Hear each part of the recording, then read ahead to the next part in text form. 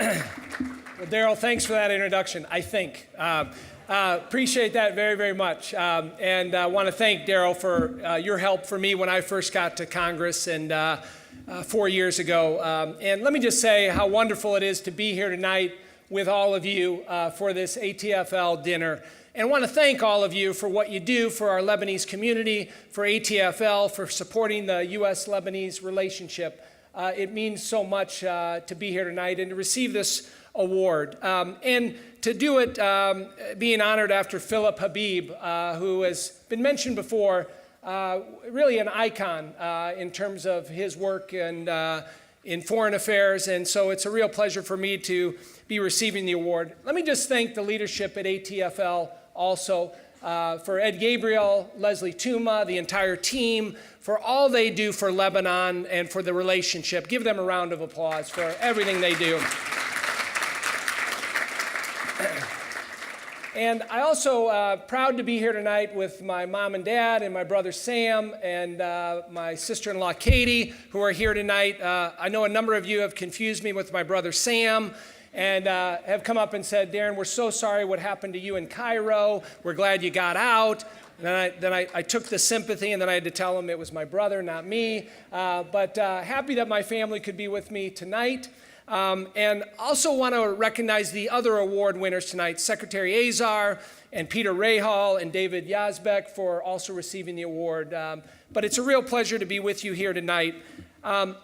You know, I am awful proud of my Lebanese heritage, as others have mentioned. And I think back about my great-grandparents who immigrated from I-2 Lebanon.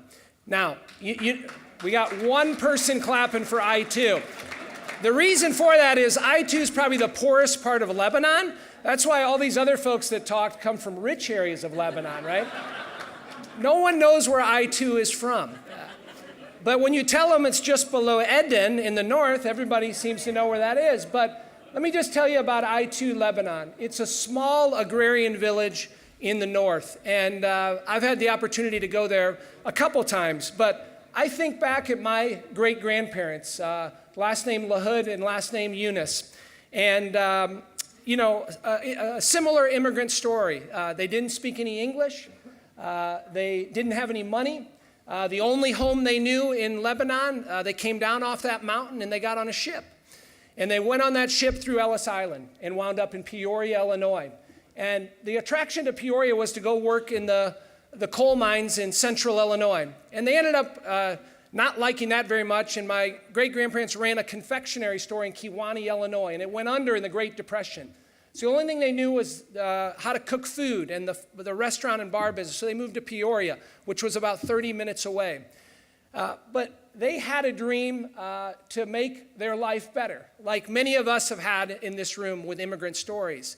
But they believed in God, they believed in work, they believed in education, and they believed in a better life for their kids and their grandkids. And I often think about that when I think about my great-grandparents. And I've been back to Lebanon, and I've been to that village, and the foundation of the home where they came from is still there. And it's so powerful to go there and to see that if they never would have left there, I might never be here today. But it was that inspiration that caused them to do that we all can understand as immigrants and being of Lebanese heritage. I also think about the fact that they put a real emphasis on education and making life better. My dad and his brother were the first to go to college in their family. Myself was the first one ever to go to law school on both my mom and dad's side. My sister was the first to go to medical school.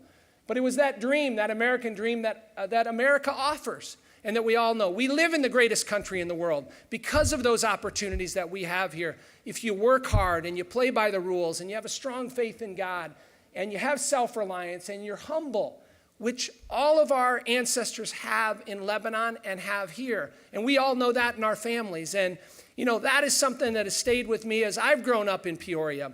My grandparents were one of the first people to start our Maronite parish, St. Charbel Parish in Peoria, Illinois.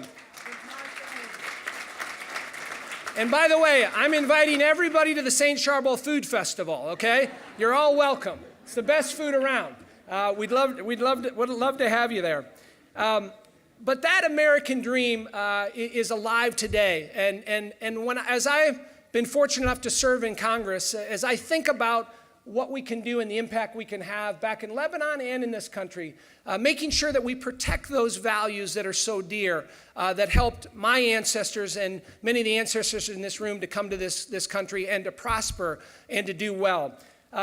I'm proud to represent 8,000 Lebanese families in Peoria, and all from I-2 Lebanon, the vast majority of them. And it's a wonderful testament to, again, America and to Peoria. And as Daryl referenced, Daryl just left, and I'm proud to take over. I know Daryl doesn't want to believe he left, but he did. He's gone, Daryl. We need to maybe have an intervention with Daryl a little bit later on him leaving. But let me just talk about the U.S.-Lebanon Friendship Caucus, which I'm proud to chair with Charlie Crist of Florida. And we have 15 members of Congress. And this organization was put together under leadership from Congressman Rahal and Daryl Issa. But the organization exists to promote the bilateral relationship with Lebanon. And, you know, we have lots of issues we deal with Lebanon. We're dealing with the refugee crisis. We're dealing with supporting the LAF and making sure they're strong and independent. Absolutely.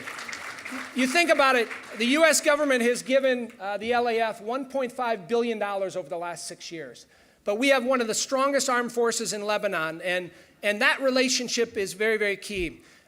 Also, working with the new government in Lebanon, and awful proud that the Deputy Prime Minister is here, and also the members of Parliament, but working with them on their core issues as they form their new government, working on corruption, working on their debt, working on the demarcation line on the southern border.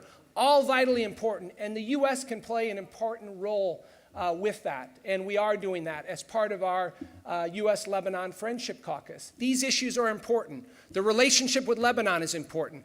They are an ally in the Middle East, but as we all know, they're in a very dangerous neighborhood, and we have to do all we can to help them to make sure we have an independent, prosperous, and sovereign Lebanon. That's what's important for the future of Lebanon and our relationship with them.